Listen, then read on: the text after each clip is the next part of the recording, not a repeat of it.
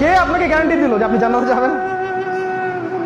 যেদিন আপনি আল্লাহর সামনে দাঁড়াবেন সেদিন বুঝতে পারবেন যে জান্নাত কাকে বলে আর জাহান্নাম কাকে বলে। শোনেন, ইবলিসের জ্ঞান ছিল, জ্ঞানের দিক থেকে ইবলিস পরিপূর্ণ ছিল।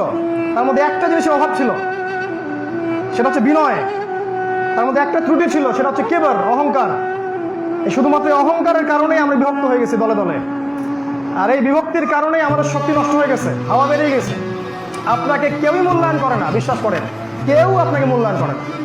কোনো বাইরের সুপার পাওয়ার বা ইন্টারনাল কোনো পাওয়ার কেউ আপনাদেরকে কোনো মূল্যায়ন করে না। তারা জানে যে আপনারা বিভক্ত এবং আপনাদেরকে শেষ করে ফেলা এটা কোনো বিষয় না।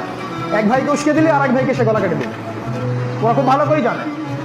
আর আমরা যখন বলছি যে সমস্ত ওলামায়ে কেরাম যারা হকপন্থী, যারা স্পষ্ট বেদাতি, স্পষ্ট মোশরিক, ওদের কথা বাদ দেন, যারা হকপন্থী ওলামায়ে কেরাম আছেন, তাদের উচিত একটা জায়গায় এসে বসা, তাদের মধ্যে একজনকে দায়িত্ব দেয়া বা একটা শুরা করা এবং করে নিয়ে আমাদের জনসাধারণকে এগিয়ে নিয়ে যাওয়া ইসলামের রেভলিউশনের দিকে বা ইসলাম শান্তিপূর্ণভাবে প্রতিষ্ঠার দিকে।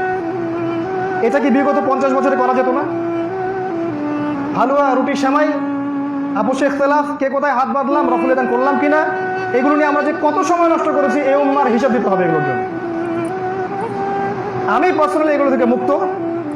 যদি এই মানহাজে কারো সমস্যা থাকে, আমি বলবো আপনি আপনার মানহাজ ফলো করেন, আমার কোনো অবজেকশন নাই। বাট অ্যাটলিস্ট আমাকে আমার চিন্তা লালন করতে দেন। আমি আপনার চিন্তায় লাঙ্গল ঠেলতে চাই নাই।